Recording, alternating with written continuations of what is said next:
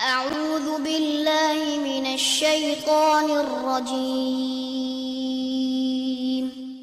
بسم الله الرحمن الرحيم الحمد للہ رب العالمین والصلاة والسلام علی نبینا محمد وعلی آلہ وصحبہ اجمعین اما بعد۔ جیسا کہ آپ سب جانتے ہیں کہ اللہ کی توفیق سے ہم لوگ العقیدۃ الواسطیہ کتاب پڑھنے جا رہے ہیں، اور اس کتاب کے مؤلف ہیں امام ابن تیمیہ رحمہ اللہ۔ تو کتاب پڑھنے سے پہلے کتاب کے مؤلف کا تعارف نہایت ضروری ہے، ایک تو اس لیے کہ ہم یہ کتاب پڑھنے جا رہے ہیں، اور دوسرے نمبر پہ امام ابن تیمیہ رحمہ اللہ کا تذکرہ صبح و شام ہمارے دروس میں ہوتا ہے، سلفی لوگوں کی مجالس میں ہوتا ہے، مسجد نبوی کے ممبر پہ، مسجد حرام کے ممبر پہ وہاں کے ائمہ کرام خطبہ دیتے ہوئے امام ابن تیمیہ رحمہ اللہ کا تذکرہ کر رہے ہوتے ہیں۔ تو اس لیے ہمیں پتہ ہونا چاہیے کہ یہ عظیم شخصیت یہ کون ہیں، کب پیدا ہوئے، کب فوت ہوئے، اور ان کا کیا تعارف ہے۔ میں یہاں پہ یہ تذکرہ کرنا چاہوں گا، اس وقت میرے سامنے کتاب ہے جس کا نام ہے الجامع لسیرۃ شیخ الاسلام ابن تیمیہ خلال 7 قرون۔ امام ابن تیمیہ رحمہ اللہ کی سیرت 7 صدیوں کے ذریعے، کیا مطلب ان کے زمانے میں اور ان کے بعد میں لوگوں نے ان کے بارے میں کیا لکھا، کیا کہا، 7 صدیوں تک ان کے بارے میں بڑے بڑے علماء کرام کے کیا تبصرے ہیں، کیا کچھ انہوں نے کہا ہے، وہ اس کتاب میں جمع کر دیا گیا ہے۔ جمع کرنے والی کتاب کو کون ہے؟ شیخ محمد عزیر شمس اور علی بن محمد العمران یا العمران، تو یہ 2 شخصیات ہیں۔ اس میں بہت سے علماء کرام کے تبصرے وغیرہ موجود ہیں۔ میں نے آج کے لیے اختیار کیا ہے امام ذہبی رحمہ اللہ کو۔ امام ذہبی رحمہ اللہ کو آپ جانتے ہیں، ایک تو امام ابن تیمیہ رحمہ اللہ کے شاگرد ہیں، دوسرے نمبر پہ بہت بڑے مؤرخ ہیں، شخصیات پہ ان کی نگاہ ہے، سیر اعلام النبلاء ان کی بڑی عظیم کتاب ہے۔ اس کتاب میں بھی اور اس کتاب تاریخ الاسلام میں بھی شخصیات کے اوپر ان کے تبصرے بہت اہمیت رکھتے ہیں، اور یہ علم حدیث کے بھی ماہر ہیں، کئی فنون کے ماہر ہیں، بڑے عالم دین ہیں۔ تو ان کی گفتگو امام صاحب کے تعلق سے بڑی معنی خیز ہوگی۔ تو آئیے امام ذہبی رحمہ اللہ کے ذریعے جانتے ہیں کہ امام تیمیہ رحمہ اللہ کون ہیں۔ یہ ایک چیز یہ گفتگو انہوں نے کس کتاب میں کی ہے؟ اپنی کتاب تاریخ الاسلام ووفیات المشاہیر والاعلام۔ کتاب کا نام کیا؟ تاریخ الاسلام، اسلام کی تاریخ۔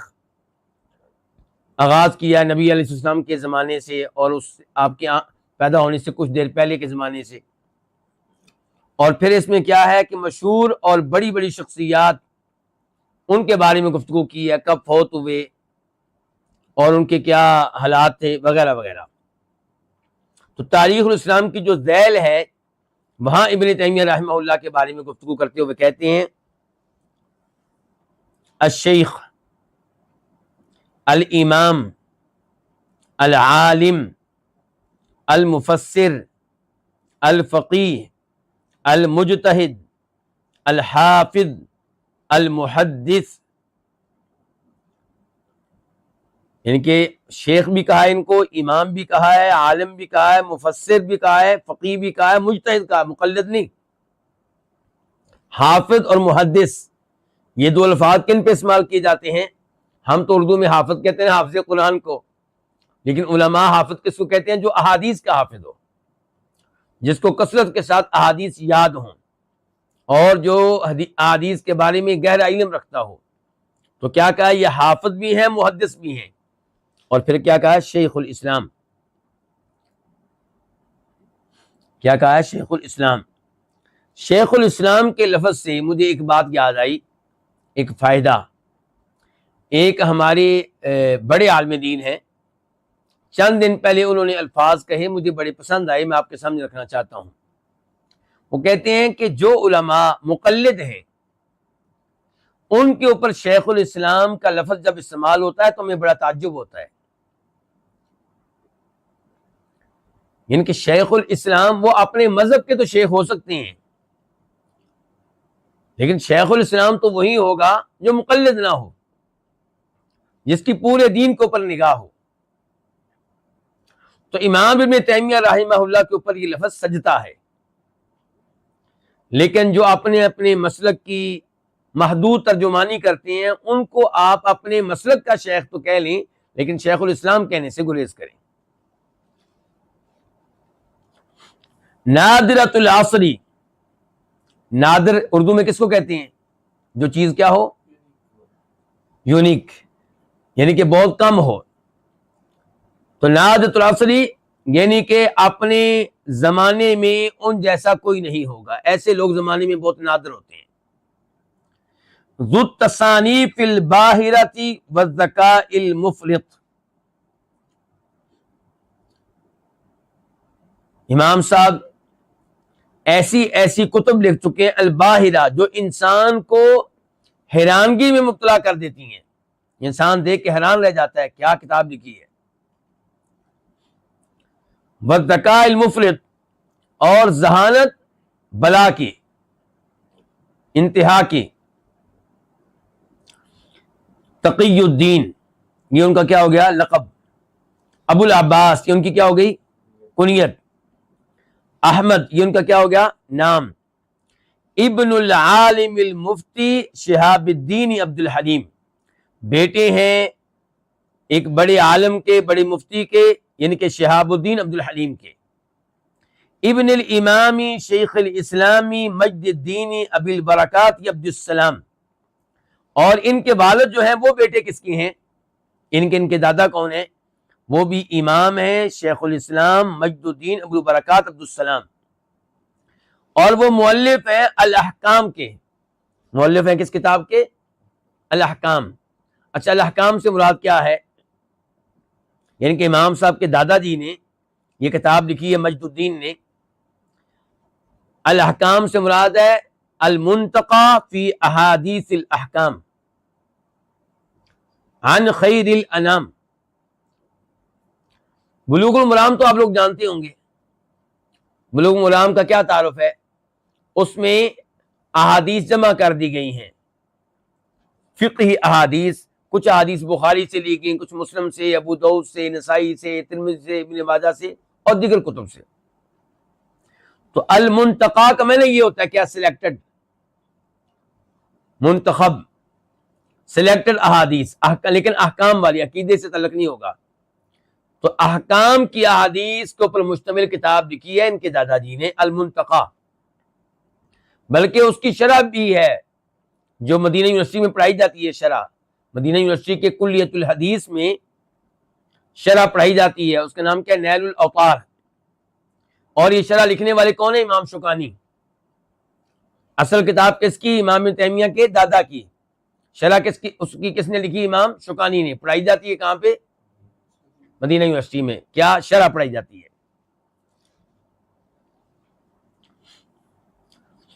کہتے ہیں ابن عبداللہ، یعنی کہ آپ کے دادا کے والد کون ہے؟ عبداللہ. اور آگے ابو القاسم الحرانی. کہتے ہیں ابن تیمیہ جو ہے یہ آپ کے آباء و اجداد میں سے کسی ایک کا لقب ہے. مولدہ فی عاشر ربیع الاول، آپ پیدا ہوئے ہیں 10 ربیع الاول کو. کب؟ 661 ہجری میں، 661. کہاں؟ حران میں. آپ کے والد و رشتہ دار آپ کو لے کر دمشق میں شفٹ ہو گئے. کب؟ 667 ہجری میں، 667. تتاریوں کے ظلم سے بچنے کے لیے. کہتے ہیں آپ نے علم لیا ابن عبد الدائم سے، ابن ابی الیسر سے، اور دیگر کئی مشائخ کا تذکرہ کرنے کے بعد کہتے ہیں وخلق کثیر، اور بہت لوگوں سے آپ نے علم لیا. وہ اکثر و بالغ، علم لینے میں آپ نے مبالغہ کیا، بہت مشائخ سے علم لیا آپ نے. وقال بنفسه على جماعت منتخب، اور بذات خود بہت سے علماء کرام کے سامنے آپ نے پڑھا. ونسخ عدت اجزاء، اور وسنن ابی داود ونظر فی الرجال والعلل، یعنی کہ آپ نے بہت سے علماء کرام کے سامنے پڑھا اور سنن ابی داود اور احادیث کے کئی مجموعے وہ بھی آپ نے پڑھے اور انہیں لکھا. ونظر فی الرجال والعلل، احادیث کے روات پہ آپ نے نگاہ ڈالی، احادیث کی علل پہ آپ کی بڑی نگاہ ہے. وصار من ائمۃ النقد، حتیٰ کہ آپ ان محدثین میں شامل ہو گئے جن کی روات پہ، راویوں پہ اور احادیث پہ بڑی گہری نگاہ ہوتی ہے. ومن علماء الاثر مع التدین والنبالہ والذکر والصیانہ، اس کے ساتھ آپ میں بڑی دینداری پائی جاتی ہے، بڑی عزت والے ہیں، پاک دامن ہیں، اللہ کا ذکر کرنے والے ہیں. اس کے بعد کہتے ہیں ثم اقبل علی الفقہ ودقائقہ وقواعدہ وحججہ والاجماع والاختلاف، پھر آپ کی توجہ ہو گئی فقہ کی طرف. پہلے تذکرہ کس کا ہو رہا تھا؟ احادیث کا. پھر آپ کی توجہ ہو گئی، اچھا آغاز میں توجہ کس کے اوپر ہے آپ کی؟ احادیث کے اوپر. تو یہ ہے ایک مسلمان کا کام، پہلے قرآن سیکھیں، احادیث سیکھیں، پھر فقہ کی طرف آئیں. جبکہ افسوس کے ساتھ کہنا پڑتا ہے کہ ہمارے ہندوستان، پاکستان، بنگلہ دیش وغیرہ میں بہت سے مدارس میں کیا کرتے ہیں، طالب علموں کو شروع میں احادیث کے قریب بھی نہیں جانے دیتے، ان کو اپنی فقہ کتب پڑھاتے ہیں، وہ بھی اپنے مسلک کی. جب طالب علم اس کے اوپر پکا ہو جاتا ہے پھر احادیث پڑھاتے ہیں برکت کے طور پہ، یا احادیث کا جواب دینے کے لیے، جس کو کیا کہتے ہیں دورہ حدیث کیا میں نے جی. اس میں کیا پڑھایا جاتا ہے؟ جلدی سے احادیث سے گزرتے ہیں، البتہ وہ احادیث جو اپنے مسلک کے خلاف ہوں تو ان کے اوپر پھر گفتگو کرتے ہیں کہ اس حدیث کا جواب یہ ہے، جواب یہ ہے، جواب یہ ہے. یہ ضرورت نہیں ہوتی کہ کہہ دیں کہ یہاں پہ ہمارا مسلک حدیث کے خلاف ہے تو ہم حدیث کو لیں گے اور مسلک کو چھوڑ دیں گے، ایسا نہیں کرتے. تو یہاں پہ امام صاحب کی طرف دیکھیے، یہ ہے امام ابن تیمیہ جیسے عالم دین کی سیرت کو پڑھنے کا فائدہ، علم کیسے لینا ہے. اب متوجہ ہوئے ہیں فقہ کی طرف، ودقائقہ وقواعدہ، اور دقیق فقہی احکام و مسائل کی طرف، اور فقہ کے قواعد کی طرف، اور فقہ کے دلائل کی طرف، اور فقہ میں، فقہی مسائل میں کون سے مسائل پہ علماء کرام کا اجماع ہے اور کن کن مسائل میں اختلاف ہے، اور اختلاف میں کون راجح ہے، کون کیا ہے. حتی کان یقضی منہ العجب اذا ذکر مسئلۃ من مسائل الخلاف، بہت زیادہ تعجب ہوتا ہے جب وہ فقہ کے اختلافی مسائل میں سے کوئی مسئلہ ذکر کرتے ہیں، یعنی کہ ان کی وسعت دیکھ کر تعجب ہوتا ہے کہ اس انسان کے پاس اتنا علم ہے، ایک ایک مسئلے کے بارے میں پتا ہے کہ اس مسئلے میں فلاں امام نے یہ کہا، فلاں نے یہ کہا، فلاں نے یہ کہا. اتنی گہری نگاہ، اتنا وسیع مطالعہ. ثم یستدل، تو پہلے اختلاف ذکر کرتے ہیں، پھر دلائل لے کر آتے ہیں. ویرجح، پھر ایک موقف کو راجح قرار دیتے ہیں. ویجتہد، اور اجتہاد سے کام لیتے ہیں. وحق لہ ذلک، اور اجتہاد وہ کریں تو یہ ان کا حق ہے، وہ اس لائق ہیں، اس قابل ہیں، اجتہاد کے درجے تک پہنچے ہیں. کہتے ہیں فإن شروط الاجتہاد کانت قد اجتمعت فیہ، اجتہاد کرنے کے لیے جو عالم دین میں شرائط ہونی چاہیے وہ ساری کی ساری ان میں موجود ہیں. فإنی ما رأیت احدا اسرع انتزاعا للآیات الدالة على المسألة التي يوردها منه ولا اشد استحضارا لمتون الاحادیث. دھیان سے سنیے گا ذرا بات، یہ عام آدمی نہیں کہہ رہا، امام ذہبی کہہ رہے ہیں، یہ ذہن میں رکھیں. جو احادیث میں بہت بڑے عالم دین ہیں، کہتے ہیں میں نے کسی کو نہیں دیکھا جو ان آیات کو پیش کرنے کے لحاظ سے جو اس مسئلے پہ دلالت کرتی ہوں، جو مسئلہ وہ پیش کر رہے ہیں، ان آیات، مسئلے پہ دلالت کرنے والی آیات کو پیش کرنے کے لحاظ سے ان سے زیادہ، ان سے کوئی آگے ہو، ان سے زیادہ جلدی کے ساتھ وہ آیات پیش کر سکتا ہو، میں نے ایسا آدمی ان سے بڑھ کے کوئی نہیں دیکھا۔ یعنی کہ جس مسئلے پہ گفتگو کرتے، اس مسئلے کے بارے میں قرآن نے کیا کہا ہے، سورہ بقرہ میں یہ آیا، سورہ نساء میں یہ آیا، فلاں صورت میں یہ آیا، فلاں آیت میں یہ آیا، تیزی سے آیات پیش کرنا، کہتے ہیں امام ذہبی اس معاملے میں میں نے ان سے آگے کسی کو نہیں پایا۔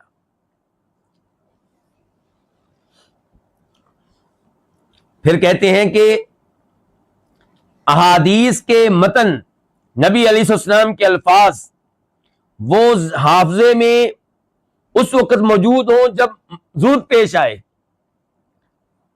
اس موقع پہ وہ سب احادیث ذہن میں ہوں اور ان کو پیش کر سکیں، اس معاملے میں بھی میں نے ان سے آگے کسی کو نہیں دیکھا، نہ قرآن کی آیات پیش کرنے میں، نہ احادیث پیش کرنے میں، اس وقت جب ضرورت پڑے، اس معاملے میں ان سے آگے میں نے کسی کو نہیں دیکھا۔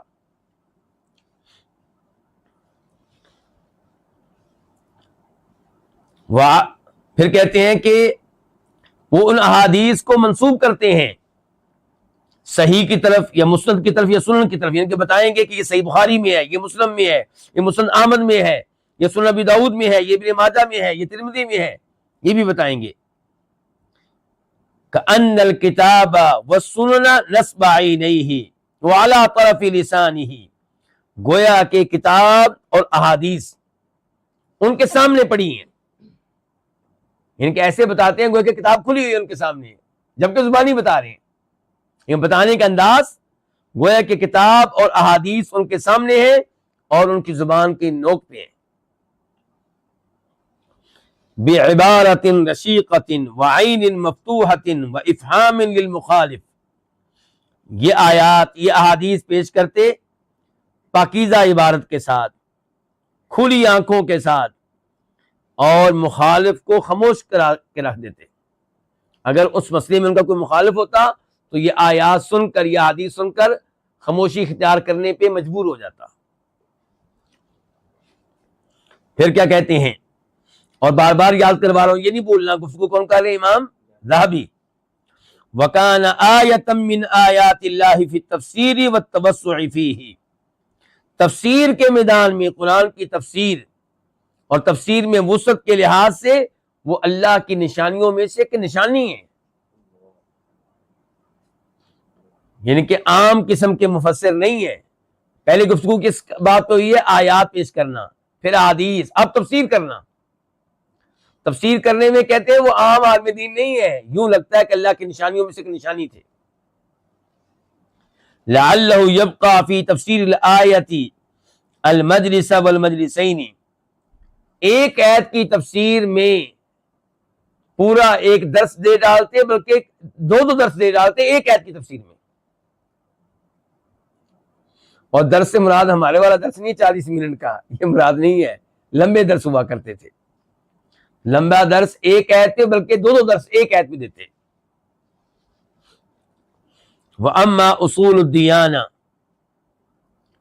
اصول الدیانہ سے کیا مراد ہوگا جی علماء کرام؟ عقیدہ، عقیدہ کے مباحث، عقیدہ کے مسائل۔ وَأَمَّا اصول، کہتے ہیں نا اصول الدین، تو یہ عقیدہ ہے۔ وَأَمَّا اصول الدیانہ ومعرفتها ومعرفت احوال الخوارج والروافض والمعتزلة وانواع المبتدعات فكان لا يشق فيه غبار ولا يلحق شأب، کہتے ہیں جہاں تک تعلق ہے عقیدے کے مسائل کا، اور ہم امام ابن تیمیہ کی کون سی کتاب پڑھنے والے ہیں؟ عقیدہ۔ تو اب سن لیں عقیدے میں ان امام صاحب کیا علم کیسا ہے۔ کہتے ہیں جہاں تک تعلق ہے عقیدے کے مسائل، عقیدے کے مسائل کی معرفت، اور خوارج، عقیدے میں گفتگو خوارج کے بارے میں بھی ہوتی ہے نا، خارجی لوگ، خوارج روافد کون؟ صحابہ کرام کے دشمن. خوارج کون ہے؟ جو کبیرہ گناہ کرنے پہ کسی بھی مسلمان کو کافر قرار دے دیتے ہیں، جو آج کل بھی پائے جاتے ہیں، پھر اسلامی عمارت میں بم دھماکے کرتے ہیں، اسلامی فوج کے اوپر حملے کرتے ہیں، مسلمان پولیس پہ حملے کرتے ہیں. یہ لوگ سمجھتے ہیں کہ ہم شاید جہاد کر رہے ہیں جبکہ فساد کر رہے ہیں. تو کہتے ہیں کہ خوارج کے حالات کو جاننے کے اعتبار سے، رافضیوں کے حالات کو جاننے کے اعتبار سے، معتزلیوں کے حالات کو جاننے کے اعتبار سے، اور بدعتیوں کی جتنی بھی اقسام ہیں ان کو جاننے کے لحاظ سے لا یشق فیہ غبارہ، ان جیسا کوئی نہیں ملے گا.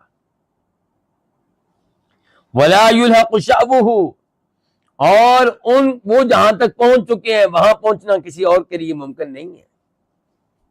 عقیدے کے مسائل میں جہاں وہ پہنچ چکے ہیں وہاں کسی اور کے لیے پہنچنا ممکن نہیں ہے.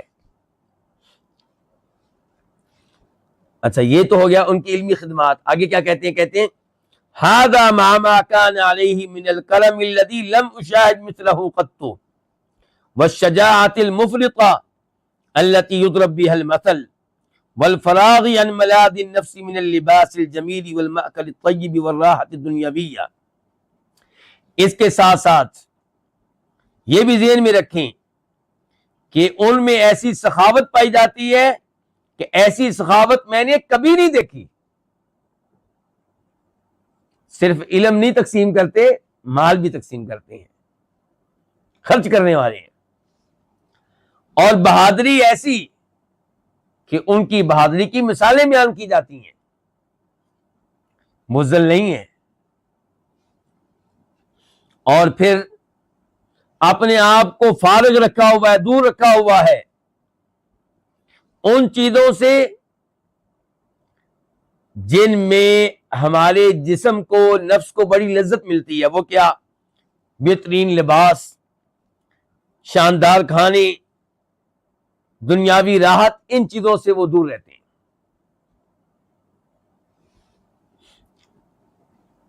یہاں پہ میں چھوٹی سی وضاحت کر دوں، یہ جو میری اینک آپ دیکھ رہے ہیں کہ تھوڑی سی میں نیچے رکھتا ہوں تو شاید کئی لوگوں کو عجیب محسوس ہوتا ہو، اور میں بھی کسی زمانے میں ان لوگوں کو عجیب نگاہوں سے دیکھتا تھا جو اپنی اینک ایسے رکھتے تھے، ایسے. میں کہتا تھا یہ کیا طریقہ ہے جی، رکھنی ہے تو سیدھی طرح اوپر رکھیں. لیکن جب میری نگاہ کا مسئلہ بنا تو ڈاکٹر صاحب کے پاس پہنچے تو ایک نہیں 2 ڈاکٹروں نے کہا کہ آپ نے اینک کہاں رکھنی ہے؟ ناک کے آخری حصے میں جا کے رکھنی ہے، ادھر رکھنی ہے. تو معذرت کے ساتھ اس لیے یہاں پہ رکھتا ہوں، ورنہ کوئی اور مسئلہ نہیں ہے. چلیں جی آگے کہتے ہیں. اچھا، اب یہ آخری حصے میں بھی ہمارے لیے عبرت ہے. یعنی کہ ایسا نہیں کہ آپ اچھا لباس نہ پہنیں، آپ اچھا کھانا کھائیں، آپ راحت بھی کریں، لیکن ان چیزوں کو اپنا آخری مقصد بنا لینا اور علم سے غافل رہنا. آپ کسی درس سے اس لیے غائب رہتے ہوں، کیوں جی؟ آپ دنیا کے پیچھے پڑے ہوئے ہیں، عمدہ کھانوں کے پیچھے پڑے ہوئے ہیں، کوئی اچھی دعوت مل گئی آپ کو، لو جی درس سے غائب. بہترین کھانا ہے جی، آج ولیمہ ہے جی، آج یہ دعوت ملی ہے، آج وہ دعوت ملی ہے، آج یہ مسئلہ ہے، آج وہ مسئلہ ہے. نہیں، ان چیزوں کو وہ علم کے سامنے رکاوٹ نہیں بننے دیتے تھے. وَلَقَدْ سَارَتْ بِتَصَانِيفِ الرُّكْبَانُ فِي فُنُونٍ مِّنَ الْعِلْمِ وَأَلْوَانٍ. علم کے مختلف شعبے ہیں جیسا کہ آپ جانتے ہیں، حدیث، تفسیر، عقیدہ وغیرہ.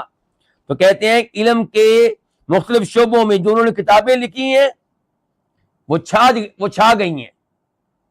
لوگ دڑا دڑ ان کو لیتے ہیں اور دنیا کے کونے کونے تک پہنچ رہی ہیں. لعل توالیفہ وفتاویہ فی الاصول والفروع والزہد والتفسیر والتوکل والاخلاص وغیر ذلك تبلغ 300 مجلد لا بل اکثر. کہتے ہیں کہ انہوں نے جو کتب لکھی ہیں اور جو فتاوی لکھے ہیں کس میدان میں؟ عقیدہ میں اور فقہ میں، زہد میں، تفسیر میں، توکل اور اخلاص میں. یہ کتب جو ہیں 300 جلدوں تک پہنچتی ہیں، بلکہ اس سے کہیں زیادہ ہیں.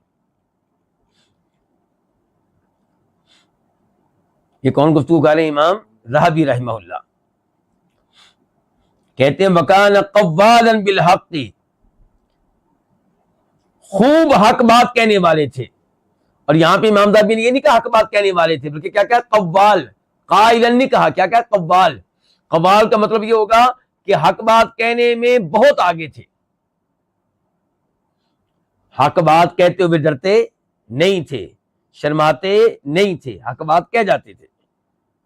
نہا عن المنکر، گناہوں سے، برائیوں سے، شرک سے، بدعات سے بہت اچھی طرح روکنے والے، منع کرنے والے تھے. آج کل میں اور آپ کیا کرتے ہیں، ہم نماز پڑھنے کا لوگوں کو کہہ دیتے ہیں، لیکن برائی سے روکنا ہمارے لیے مشکل ہو جاتا ہے. یعنی کہ کہیں پہ لوگ گانے گا رہے ہوں یا اور کوئی گناہ کا کام کر رہے ہوں تو ہمارے لیے روکنا مشکل ہو جاتا ہے. البتہ یہ کہنا پھر بھی آسان ہے، بھائی نماز پڑھنی چاہیے، سچ کہنا چاہیے، لیکن برائی سے روکنا یہ ہمارے لیے مشکل ہو جاتا ہے. تبلیغی جماعت کے لوگ جو ہیں یہ بھی نماز روزے کا حکم دیتے ہیں، برائی سے روکنا وہ ان کے شاید میرے خیال میں نصاب میں شامل نہیں ہے. تو امام صاحب کی خوبی کیا بتا رہے ہیں، حق بات کہنا اور برائی سے روکنے میں بھی بہت آگے تھے. لا تأخذہ فی اللہ لومۃ لائم، اللہ تعالیٰ کے معاملے میں کسی ملامت کرنے والے کی ملامت سے نہیں ڈرتے تھے. لوگ کیا کہیں گے جی، اگر میں نے گناہ سے روکا تو لوگ کیا کہیں گے جی. نہیں، اس کی انہیں کوئی پرواہ نہیں تھی، اللہ کی پرواہ تھی، توجہ اللہ کے اوپر تھی کہ اللہ اس گناہ سے جب میں روکوں گا تو راضی ہوگا کہ نہیں ہوگا. ذا سطوۃ و اقدام، اس معاملے میں بڑی جرت رکھنے والے تھے، برائی سے روکنے کے معاملے میں بڑی جرت رکھنے والے تھے. وعدم مدارات الاغیار، اور اس معاملے میں دوسروں کے ساتھ نرمی کے قائل نہیں تھے. یعنی کہ مراد مداہنت، اس لیے چپ ہو جانا کہ چودھری صاحب ناراض ہو جائیں گے، اس لیے گناہ سے منع نہ کرنا کہ فلاں آدمی ناراض ہو جائے گا. نہیں، یہ چیز ان میں نہیں تھی. اس کی پرواہ نہیں کرتے تھے لوگ کیا سوچیں گے، کیا کریں گے. اگلے الفاظ دھیان سے سنیے گا. کہتے وَمَنْ خَالَطَهُ وَعَرَفَهُ قَدْ يَنْسِبُنِي إِلَى التَّقْصِيرِ فِي وَصْفِهِ وَمَنْ نَابَذَهُ وَخَالَفَهُ يَنْسِبُنِي إِلَى التَّغَالِي فِيهِ. کہتے ہیں کہ جو ابن تیمیہ رحمہ اللہ کے ساتھ رہے اور ان کو اچھی طرح جانتے ہیں، وہ میری یہ گفتگو جو میں نے ابھی لکھی ہے اسے پڑھ کر کہیں گے کہ ذہبی نے امام صاحب کی خوبیاں بیان کرنے میں کنجوسی سے کام لیا ہے، کوتاہی سے کام لیا ہے. یعنی کہ اس امام کی خوبیاں اتنی زیادہ ہیں کہ جو ان کو جانتے ہیں، ان کے ساتھ اٹھتے بیٹھتے رہے ہیں، وہ کہیں گے کہ امام کے ذہبی نے ان کی خوبیاں بیان کرنے کا حق ادا نہیں کیا. اور جو ان کے مخالف ہیں، جو ان کے دشمن ہیں، وہ کہیں گے کہ یہ بندہ ابن تیمیہ کی خوبیاں بیان کرنے میں مبالغہ کر رہا ہے. کہتے ہیں وَلَيْسَ الْأَمْرُ كَذَلِكَ، جبکہ معاملہ ایسا نہیں ہے. میں کوئی مبالغہ نہیں کر رہا، میں کوئی مبالغہ نہیں کر رہا. مَا أَنَّنِي لَا أَعْتَقِدُ فِي الْعِصْمَةِ، لیکن میں امام ابن تیمیہ رحمہ اللہ کے بارے میں یہ عقیدہ نہیں رکھتا کہ وہ معصوم ہے. یہ بھی بڑی اہم بات ہے.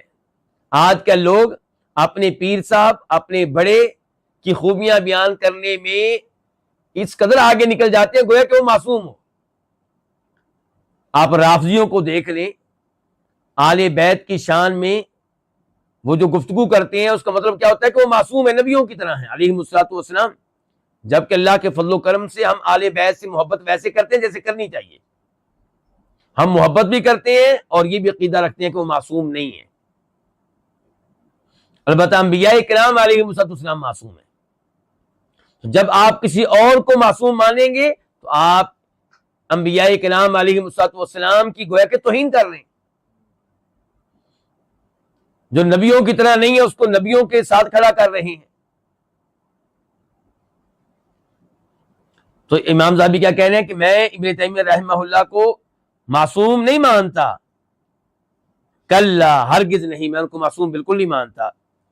فإنه مع سعة علمه وفرط شجاعته وسيلان ذهنه وتعظيمه لحرمات الدين بشر من البشر، کہ اس کے باوجود کہ ان کا علم بہت وسیع تھا، بہادری میں بہت آگے تھے، ذہن ان کا بہت تیز تھا، دین کی جو مقدس چیزیں ہیں ان کی بہت تعظیم کرنے والے تھے، اس سب کے باوجود وہ انسانوں میں سے ایک انسان تھے. تعتری حدت فی البحث، گفتگو کے دوران بسا اوقات ان پہ شدت چھا جاتی، شدت پیش آتی، یعنی کہ بسا اوقات وہ اپنے مخالف سے گفتگو کرتے ہوئے سختی کر جایا کرتے تھے. وغضب وشغف للخصم، اور مخالف کے اوپر ناراض بھی ہو جاتے تھے، سختی کر جاتے تھے. تزرع له عداوة في النفوس ونفورا عنه، اور یہ چیزیں جو تھیں مخالفین کے دلوں میں ان کے لیے عداوت پیدا کر دیتی تھی اور ان کے بارے میں نفرت پیدا کر دیتی تھی. کئی لوگ اس وجہ سے ان سے دور رہتے تھے، ان کے جو ان کے مخالفین تھے. تو جب آپ برائی سے روکیں گے، شرک کرنے والے کو شرک سے روکیں گے، تو وہ آگے سے آپ سے بحث و مباحثہ کرے گا تو ظاہر ہے کہ آپ کے لہجے میں بھی سختی آ جائے گی. یہ کوئی عجیب بات نہیں ہے. جب آپ کسی کو بدعت سے روکیں گے، وہ آگے سے آپ کی گستاخی کرے گا، آپ کی توہین کرے گا، آپ کو برا بھلا کہے گا، تو آپ بڑی احتیاط کرنے کے باوجود کچھ نہ کچھ سختی آپ بھی کر بیٹھیں گے. تو یہ کوئی عجیب بات نہیں ہے. شرک کو دیکھ کر، بدعات کو دیکھ کر انسان کو غصہ آتا ہے. تو اس غصے میں ہو سکتا ہے گفتگو کرنے میں آپ تھوڑی سی سختی کر بیٹھیں. تو اگر امام صاحب میں یہ سختی پائی جاتی تھی تو یہ ان کی غیرت ہے توحید کے معاملے میں، سنت کے معاملے میں. یہ ان کی نفرت کا اظہار ہے شرک سے، بدعت سے، اور اہل شرک سے، اہل بدعت سے. تو ہمیں اس کے اوپر کوئی تعجب نہیں ہے. آج بھی اگر کوئی یہ کام کرے گا تو اس کا لہجہ آسا سا سخت ہو جائے گا. کیوں؟ کیونکہ جب وہ لوگوں کو اس کے سامنے ایتیں پڑھے گا، احادیث پڑھے گا، لوگ ایتیں سن کر، احادیث سن کر اپنا عقیدہ تبدیل کرنے کی بجائے مزید اس کے اوپر اصرار کریں گے تو آپ کو غصہ آئے گا. ہو سکتا ہے پھر اس دوران آپ کے منہ سے سخت الفاظ نکل جائیں. یہ وہی جانتا ہے جو اس شعبے میں کام کرتا ہے، جس کا لوگوں سے واسطہ پڑتا ہے، بدتی لوگوں سے، قبروں کی پوجا کرنے والے لوگوں سے، گمراہ قسم کے صوفیوں سے جس کا واسطہ پڑتا ہے، اس کو پتا ہے کہ ایسی سختی بسا اوقات انسان سے سرزد ہو جاتی ہے. امام ذہبی کہتے ہیں وَإِلَّا، ورنہ وَاللَّهِ فَلَوْلَا طَفَ الْخُصُومِ وَرَفِقَ بِهِمْ وَلَزِمَ الْمُجَامَلَةَ وَحُسْنَ الْمُكَالَمَةِ لَكَانَ كَلِمَةَ إِجْمَاعٍ. کہتے ہیں ورنہ، یعنی کہ ان میں سے یہ سختی کبھی کبھی ان کے اوپر طاری ہو جاتی تھی بحث و مباحثہ کے دوران.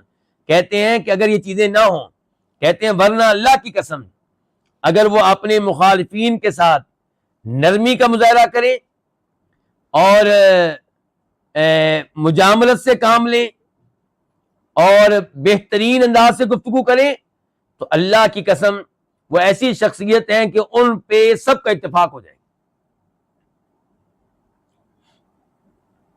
کیوں جی؟ کہتے ہیں فَإِنَّ كِبَارَهُمْ وَأَئِمَّتَهُمْ خَاضِعُونَ لِعُلُومِهِ وَفِقْهِهِ مُعْتَرِفُونَ بِشُفُوفِهِ وَذَكَائِهِ مُقِرُّونَ بِنُدُورِ خَطَئِهِ. کیونکہ مخالفین کے بڑے بڑے علماء امام ابن تیمیہ کے علوم اور ان کی فقہ کے سامنے سر جھکا دیتے ہیں. مخالفین کا یہ حال ہے. ان کے مخالفین ان کے فائق ہونے کو، ان کی ذہانت کو تسلیم کرتے ہیں اور یہ مانتے ہیں کہ اس آدمی کی غلطیاں بہت کم ہیں، نادر ہیں. یہاں پہ ہم امام ذہبی رحمہ اللہ سے اختلاف کریں گے۔ امام ذہبی کیا کہہ رہے ہیں کہ اگر وہ مخالفین کے ساتھ نرمی کا مظاہرہ کریں تو ان پہ سب کا اتفاق ہو جائے، تو ہماری گزارش یہ ہے کہ انبیاء کرام علیہم الصلوۃ والسلام ان پہ تو اتفاق نہیں ہو سکا۔ روز قیامت کئی نبی ایسے آئیں گے جن کے پیروکار کتنے ہوں گے؟ 2 3 4، کسی کے 5، کسی کے 6، کسی کے 10، کسی کا 1، کسی کا 1 بھی نہیں۔ جبکہ انبیاء کرام علیہم الصلوۃ والسلام کے اوپر تو کوئی بھی اعتراض نہیں کر سکتا، نہ ان کے اخلاق کے اوپر، نہ ان کی نرمی کے اوپر۔ تو یہ کہنا امام ذہبی کا کہ اگر وہ نرم پڑ جاتے تو سب کا اتفاق ہو جاتا ان کے اوپر، یہ بات جو ہے محل نظر ہے، اسے 100% نہیں مانا جا سکتا۔ اور ہم یہ بھی نہیں مانتے کہ وہ اپنے مخالفین کے ساتھ نرمی نہیں کرتے تھے، عام طور پہ نرمی کرتے تھے، کبھی کبھی ان پہ شدت طاری ہو جاتی تھی، ورنہ یہ الفاظ ان کے ہیں۔ ان کی گفتگو ہو رہی تھی جامیوں سے جو اللہ تعالیٰ کے ناموں اور صفات کا انکار کرنے والے ہیں، اللہ تعالیٰ کے ناموں اور صفات کے معنی و مفہوم کی تعویلیں کرنے والے ہیں، تحریف کرنے والے ہیں۔ انہوں نے کہا ٹھیک ہے پھر آپ ہمیں کافر مانتے ہیں؟ کہا میں آپ لوگوں کو کافر نہیں کہتا، لیکن ایک بات ہے کہ جو عقیدہ تم لوگوں نے اپنایا ہوا ہے، جو الفاظ تم کہتے ہو، اگر میں کہوں تو میں کافر ہو جاؤں گا۔ ان کو نہیں کافر کہا، کہتے ہیں اگر یہ الفاظ میں ادا کروں تو میں کافر ہو جاؤں گا، یعنی کہ ان کو فائدہ دے رہے ہیں ان کی جہالت کا، ان کی لا علمی کا۔ شاید آپ کے پاس دلائل صحیح معنوں میں نہیں پہنچے ہوں گے، لیکن میں تو جانتا ہوں دلائل کو، میں تو جانتا ہوں آیات کو، اگر یہ الفاظ میں کہہ دوں تو میں کافر ہو جاؤں گا۔ مجھے یاد ہے کہ امام ابن القیم رحمہ اللہ اپنی کتب میں ایک جگہ لکھتے ہیں، یہ الفاظ ذرا دھیان سے سنے جائیں تاکہ پتہ چلے کہ امام ابن تیمیہ کیسے تھے۔ امام ابن القیم کہتے ہیں کہ امام صاحب کا بہت بڑا مخالف فوت ہوا، بہت بڑا مخالف، تو میں نے آ کے آپ کو خوشخبری دی تو انہوں نے مجھے ڈانٹا۔ امام صاحب کیا کہہ رہے ہیں؟ انہوں نے مجھے ڈانٹا، کیوں خوش ہو رہے ہو؟ پھر وہ اس عالم دین کے گھر میں گئے افسوس کرنے کے لیے، تعزیت کرنے کے لیے، کیونکہ جس نے پوری زندگی ان کی مخالفت میں گزاری تھی اس کے گھر گئے افسوس کے لیے، تعزیت کے لیے، اور ان کے بچوں سے پیار کیا اور ان سے کہا کہ میں تمہارے والد کی طرح ہوں، میرے لائق کوئی خدمت ہو تو میں حاضر ہوں۔ تو جہاں نرمی کرنی چاہیے وہاں وہ نرمی کرتے تھے، لیکن دین کا مسئلہ بیان کرتے ہوئے شرکی الفاظ سن کے غصہ آتا ہے مسلمان کو۔ جب آپ اللہ کے ساتھ کسی قبر والے عام سے انسان کو شریک کریں تو پھر توحید کی غیرت جو ہے وہ انسان میں شدت پیدا کر دیتی ہے۔ بدعات کو دیکھ کے انسان کا خون کھولتا ہے۔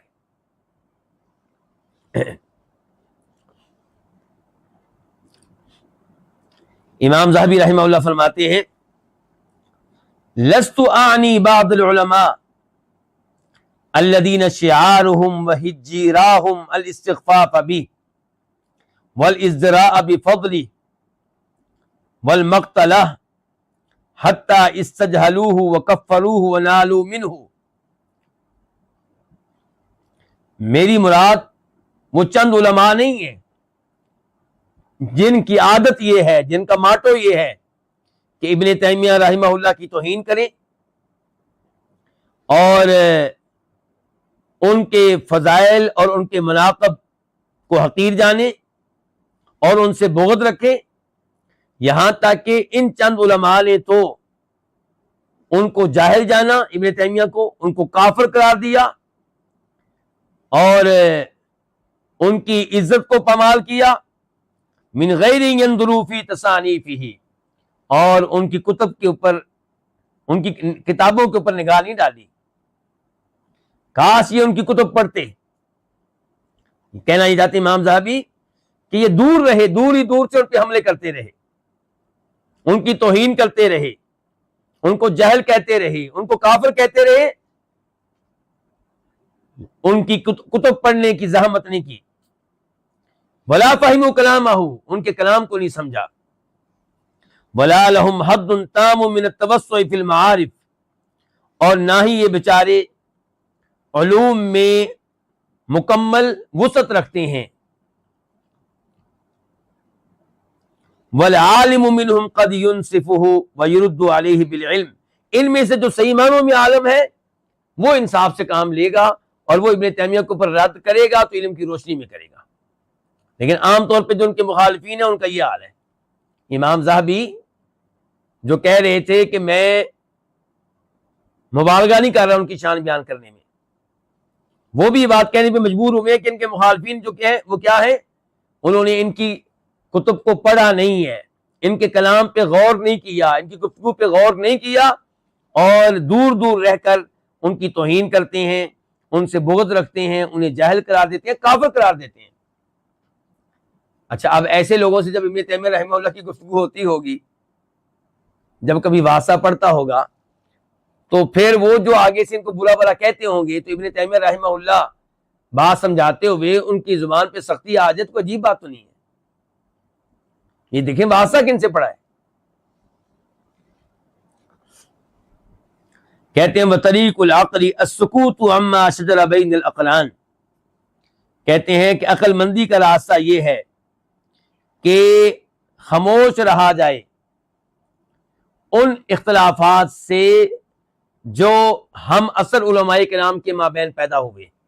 یعنی کہ ابن تیمیہ رحمہ اللہ اور ان کے زمانے کے دیگر علماء کرام، ان کے مابین جو اختلافات تھے ان کے معاملے میں خاموشی اختیار کی جائے. عقل مندی کا راستہ یہی ہے. یہ ذاتی اختلافات نہیں تھے. کون سے اختلافات تھے؟ عقیدے کے. یہ عقیدے کے اختلافات تھے. اس کے بعد کیا کہتے ہیں امام ذہبی رحمہ اللہ؟ کہتے ہیں وَأَنَا أَقَلُّ مِنْ أَن يُنَبِّهَ عَلَى قَدْرِهِ كَلِمِ أَوْ أَن يُوَضِّحَ نَبَأَهُ قَلَمِ. کہتے ہیں کہ میں بہت ہلکا ہوں، یعنی کہ میں اس قابل نہیں ہوں. دوسرے الفاظ میں کیا کہہ رہے ہیں؟ میں اس قابل نہیں ہوں کہ ان کی شان میرے الفاظ بیان کر سکیں. میں اس لائق نہیں ہوں کہ ان کی باتوں کی وضاحت میرا قلم کر سکے. امام ذہبی جیسا بڑا عالم دین کیا کہہ رہا ہے کہ میں ان کے سامنے کچھ نہیں ہوں. فَأَصْحَابُهُ وَأَعْدَاؤُهُ خَاضِعُونَ لِعِلْمِهِ. کہتے ہیں میں کیا چیز ہوں؟ ان کے ماننے والے، ان کے اصحاب، ان کے شاگرد اور ان کے دشمن دونوں ان کے علم کے سامنے سر جھکائے ہوئے ہیں. مقرون بسرعۃ فہمہ، اور مانتے ہیں کہ آیات کو سمجھنے میں، احادیث کو سمجھنے میں، علم کو سمجھنے میں وہ بہت آگے ہیں. وَأَنَّهُ بَحْرٌ لَا سَاحِلَ لَهُ، اور دونوں مانتے ہیں، ان سے محبت کرنے والے بھی، ان کے دشمن بھی، کہ ابن تیمیہ وہ سمندر ہیں جس کا کوئی ساحل نہیں، جس کا کوئی کنارہ نہیں. سمندر جس کا کوئی کنارہ نہیں. وَكَنْزٌ لَا نَظِيرَ لَهُ، اور یہ وہ خزانہ ہے علم کا جس کی کوئی نظیر نہیں، جس کی کوئی مثال نہیں، جس جیسا کوئی نہیں. وَأَنَّ جُودَهُ حَاتَمِيٌّ وَشَجَاعَتَهُ خَالِدِيَّةٌ. اللہ اکبر، کیا عظیم الفاظ امام ذہبی کے. کہتے ہیں ابن تیمیہ کی سخاوت حاتمی ہے. کیا مطلب حاتمی؟ حاتم طائی کی طرح ہے. اور ان کی بہادری خالدیۃ، کیا مطلب؟ خالد بن ولید کی طرح کی ہے. بہادری میں خالد بن ولید جیسے اور سخاوت میں حاتم طائی جیسے. وَلَكِنْ قَدْ يَنْقِمُونَ عَلَيْهِ أَخْلَاقًا وَأَفْعَالًا، لیکن لوگ ان کے کئی، ان کی عادات پہ، کئی افعال پہ اعتراض کرتے ہیں. یہ اعتراض کرنے والے کئی اقسام کے ہیں. کہتے ہیں منصفہم فیہا مأجور، جو انصاف سے ان پہ تنقید کرے اسے اجر و ثواب ملے گا. ومقتصدہم فیہا معذور، اور جو اعتدال سے کام لے ہم اس کو معذور جانتے ہیں، اس کا عذر قبول کرتے ہیں. اللہ کے ہاں بھی امید ہے کہ اس کا عذر قبول ہوگا. اعتدال سے کام لے، جیسا کہ امام صاحب بھی اپنے بارے میں کہنا چاہتے ہیں کہ میں نے بھی اعتدال سے کام لیا ان کی تعریف کرتے ہوئے۔ کہتے ہیں وَظَالِمُهُمْ فِيهَا مَعْذُورٌ، اور جو ان پہ ظلم و زیادتی کرے اور ان کی عادات کو برا بلا کہے اور جھوٹ بولے، معذور، اسے گناہ ملے گا۔ وَغَالِيهِمْ مَغْرُورٌ، اور جو ان میں سے غلو کرے، جو ان میں سے کیا کرے، غلو، وہ دھوکے میں مبتلا ہے، یعنی کہ جو حد سے بڑھ جائے ان کے اوپر تنقید کرنے میں، وہ دھوکے میں مبتلا ہے، اس کو حقیقت کا نہیں پتا۔ وَإِلَى اللَّهِ تَرْجِعُ الْأُمُورُ، اور سارے امور اللہ کے پاس لوٹیں گے، یعنی کہ قیامت کے دن فیصلے ہوں گے۔ وَكُلُّ أَحَدٍ يُؤْخَذُ مِنْ قَوْلِهِ وَيُتْرَكُ وَالْكَمَالُ لِلرُّسُلِ وَالْحُجَّةُ فِي الْإِجْمَاعِ، کہتے ہیں ہر ایک کی بات، ہر کوئی ایسا ہے کہ اس کی کچھ باتیں لی جائیں گی اور کچھ کو چھوڑا جائے گا۔ یہ الفاظ بڑے اہم ہیں امام ذہبی کے، یعنی کہ کوئی ایسا نہیں انبیاء کرام علیہ السلام کے بعد جو معصوم ہو، جس کی ہر بات حرف آخر ہو۔ ہر ایک کے کچھ نہ کچھ ایسے اقوال، کچھ نہ کچھ ایسی باتیں مل جائیں گی آپ کو جو ترک کر دی جائیں گی، جن کو نہیں لیا جائے گا، جن کو قبول نہیں کیا جائے گا، جن کو ریجیکٹ کر دیا جائے گا۔ اور کمال رسولوں کے لیے ہے، رسول کامل تھے بس۔ والحجۃ فی الاجماع، اور حجت کس میں؟ اجماع میں، یعنی کہ جس مسئلے پہ علماء کرام کا اجماع ہو جائے، اتفاق ہو جائے، وہ حجت ہے۔ کہتے ہیں فرحم اللہ امرأ تکلم فی العلماء بعلم، اللہ تعالیٰ اس آدمی پہ رحم کرے جو علماء کے بارے میں جب گفتگو کرے تو علم کی روشنی میں کرے۔ او صمت بحلم، یا پھر بردباری اختیار کرے اور چپ رہے، اگر وہ علم نہیں ہے اس کے پاس تو چپ کرے، خاموشی اختیار کرے۔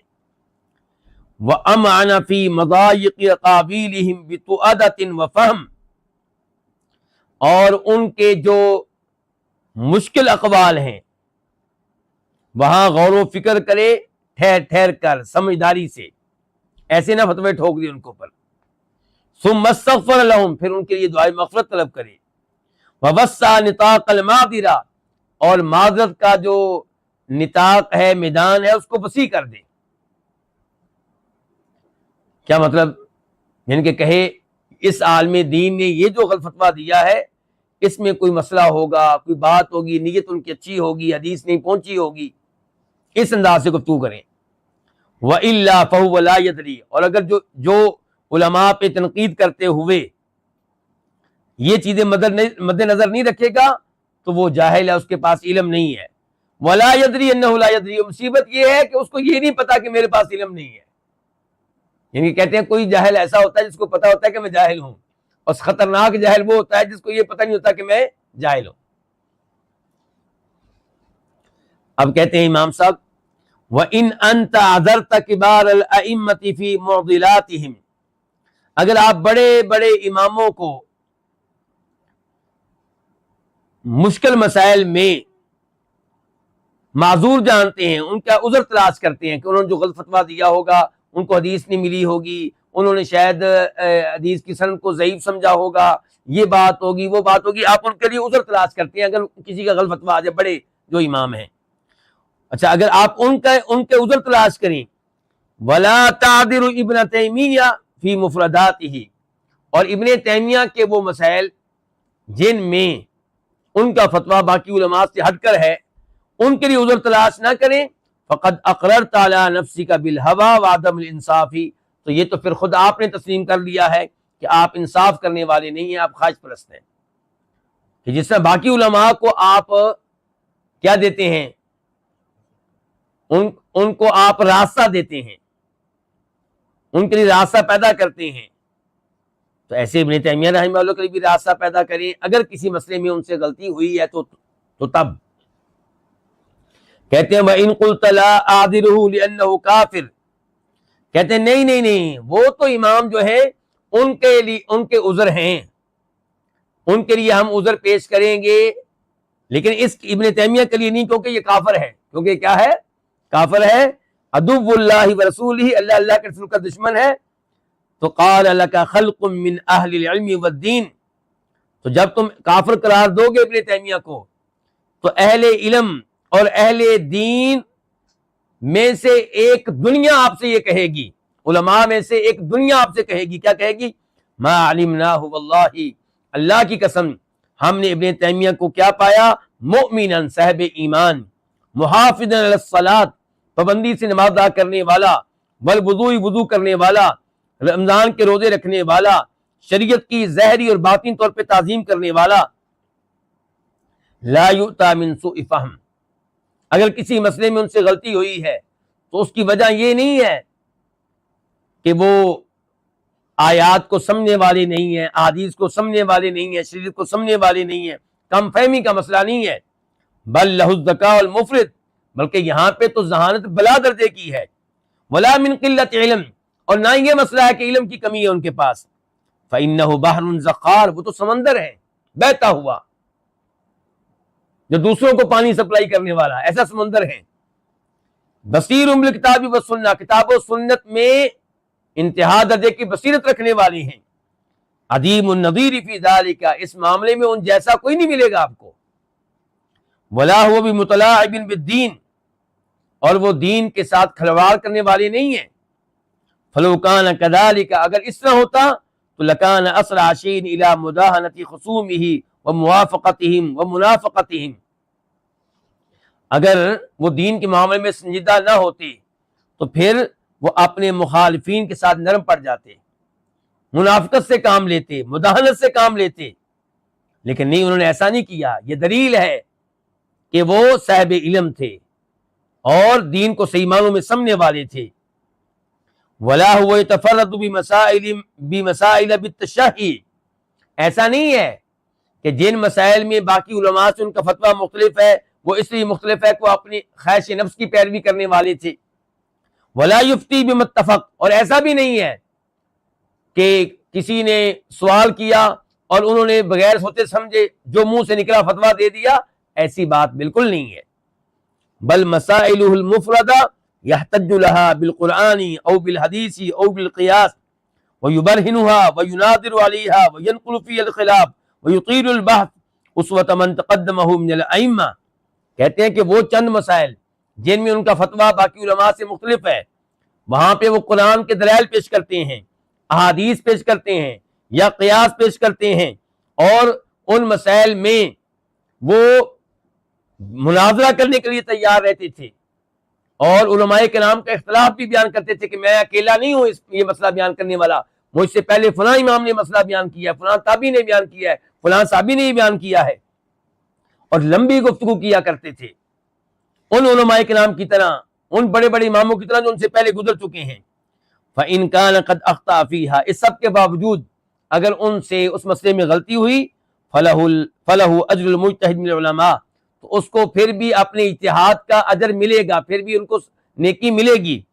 وَإِن كَانَ قَدْ أَصَابَ فَلَهُ أَجْرَانِ، اگر ان کا فتویٰ درست تھا تو ان کو ڈبل اجر ملے گا۔ وَإِنَّمَا الذَّمُّ وَالْمَقْتُ لِأَحَدِ رَجُلَيْنِ، کہتے ہیں مذمت دو آدمیوں میں سے کسی ایک کی آپ کریں، نفرت دو آدمیوں میں سے کسی ایک سے آپ کریں۔ نمبر ایک، رجل افتى فی مسئلۃ بالہویٰ ولم یبدی حجہ، جو فتویٰ دیتا ہے کسی مسئلے میں اپنی خواہش نفس کے مطابق اور دلائل اس کے پاس نہ ہوں، یا آپ اس سے نفرت کریں، جو کسی مسئلے میں گفتگو کرتا ہے بغیر کسی علم کے اور علماء کرام کے سلف کے اقوال بھی نقل نہیں کرتا، تو پہلا خواہش پرست ہے، دوسرا جاہل ہے، اور ہم خواہش پرستی سے بھی پناہ مانگتے ہیں، جہالت سے بھی پناہ مانگتے ہیں۔ کہتے ہیں ولا ریب، کہتے ہیں ولا ریب انہ لا اعتبار بذم اعداء العالم، کسی عالم کے جو دشمن ہیں وہ اس کی مذمت کریں، اس مذمت کا کوئی اعتبار نہیں ہے کیونکہ وہ ہیں گے اس کے دشمن۔ فإن الهوى والغضب يحملهم على عدم الانصاف والقيام عليه، کیونکہ خواہش پرستی اور غصہ ان کو عدم انصاف کی طرف لے جاتا ہے، ظلم و زیادتی کی طرف لے کر جاتا ہے۔ کہتے ہیں ولا اعتبار بمدح خواصہ والغلاۃ فیہ، اور ان کی تعریفوں کا بھی کوئی اعتبار نہیں، جو کسی عالم دین کے خاص لوگ ہوتے ہیں اور اس کے معاملے میں مبالغہ کرنے والے ہوتے ہیں۔ فإن الحب يحملهم على تغطية حناته، کیونکہ محبت ان کو لے جاتی ہے اس طرف کہ اس عالم دین کے جو بڑے بڑے اغلاط ہیں، غلطیاں ہیں، ان کے اوپر بھی پردہ ڈالتے ہیں. بل قد یعدوها محاسن، بلکہ غلطیوں کو خوبیوں کی شکل میں پیش کرتے ہیں. کہتے ہیں وَإِنَّمَا الْعِبْرَةُ بِأَهْلِ الْوَرَعِ وَالتَّقْوَى مِنَ الطَّرَفَيْنِ، اعتبار ہے ان لوگوں کا جو متقی اور پرہیزگار ہیں. الذين يتكلمون بالقسط، جو عدل و انصاف کے ساتھ گفتگو کرتے ہیں. وَيَقُومُونَ لِلَّهِ وَلَوْ عَلَىٰ أَنفُسِهِمْ وَآبَائِهِمْ، اور بات اگرچہ اپنے خلاف ہو یا اپنے آبا کے خلاف ہو وہ حق بات بیان کرتے ہیں. اب کہتے ہیں فَهَذَا الرَّجُلُ، تو یہ آدمی کون؟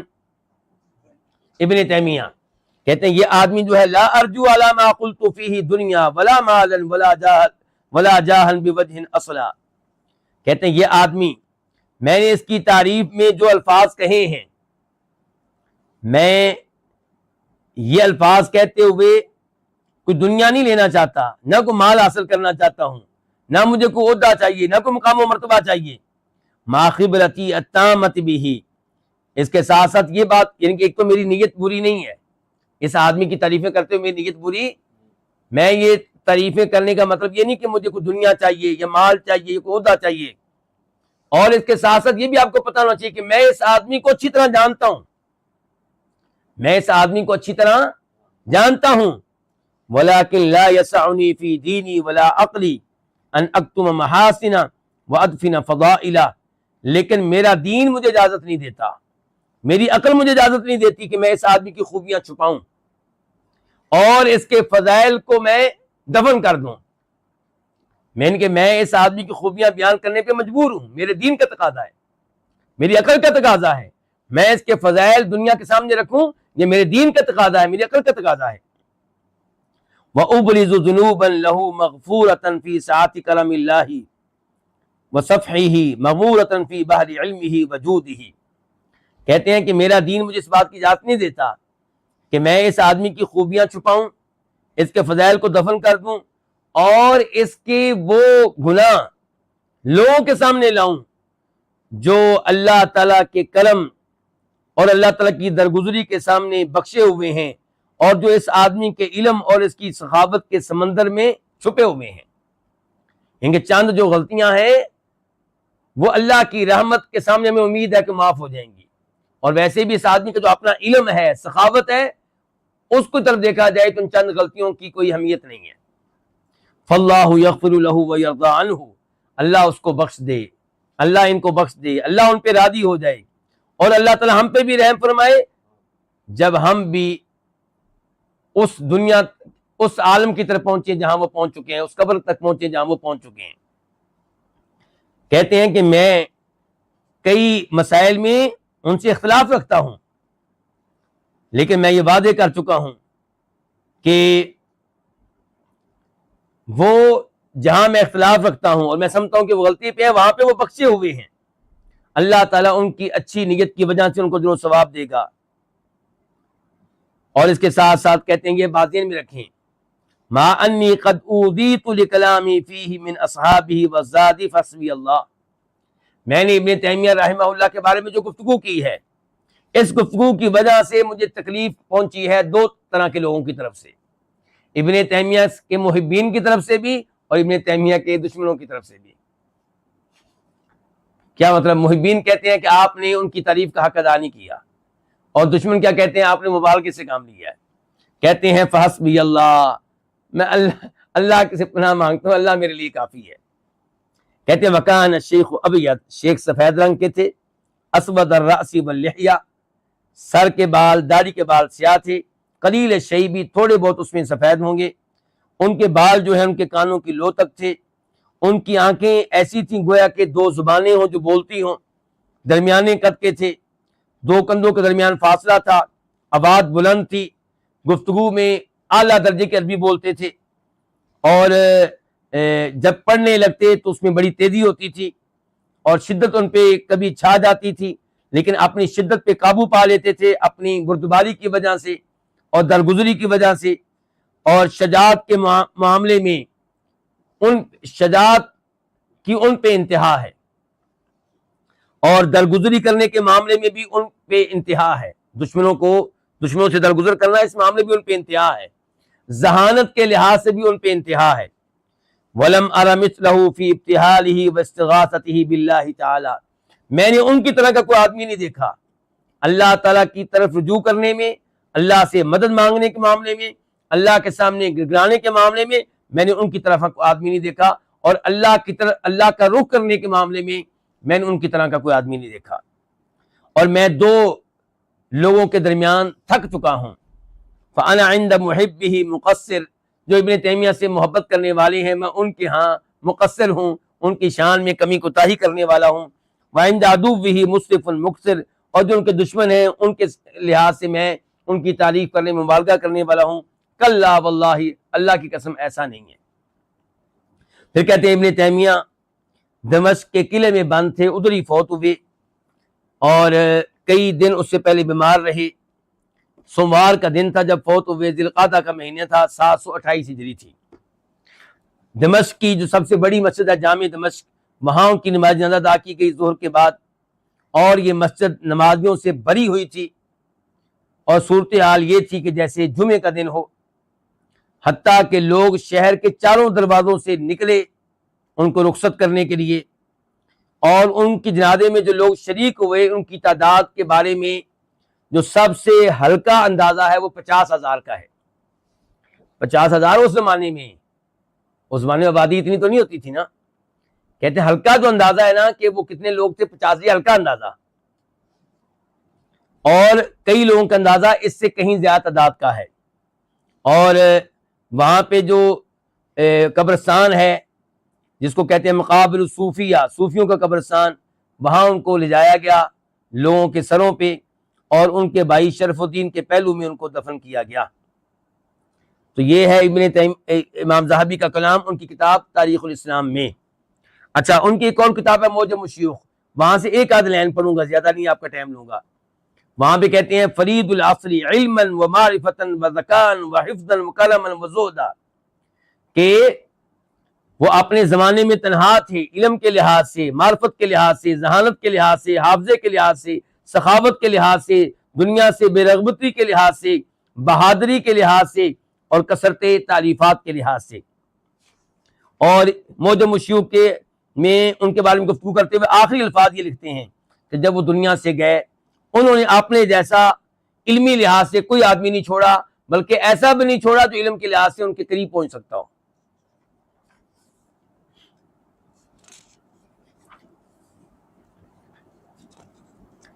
یہیں پہ آج میں اپنی گفتگو کا اختتام کرتا ہوں۔ مجھے امید ہے کہ ابن تیمیہ رحمہ اللہ کی سیرت سے ہمیں بہت کچھ سیکھنے کا موقع ملا ہوگا، اور انشاءاللہ ان کے بارے میں گفتگو آئندہ دروس میں بھی جاری رہے گی، کیونکہ یہ شخصیت بہت عظیم شخصیت ہے۔ یقین مانیں، یوں لگتا ہے کہ صحابہ کرام کے بعد اور تابعین کے بعد، تبع تابعین کے بعد، اور جو شروع کے امام ہیں، امام بخاری، مسلم وغیرہ، یہ جو لوگ ہیں، ان کے بعد اس جیسا آدمی آج تک نہیں آیا۔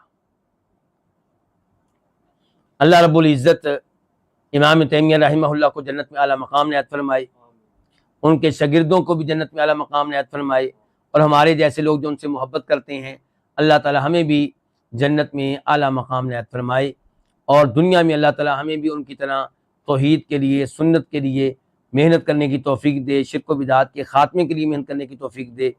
وصلی اللہ تعالی علی نبینا محمد وعلی آلہ وصحبہ اجمعین۔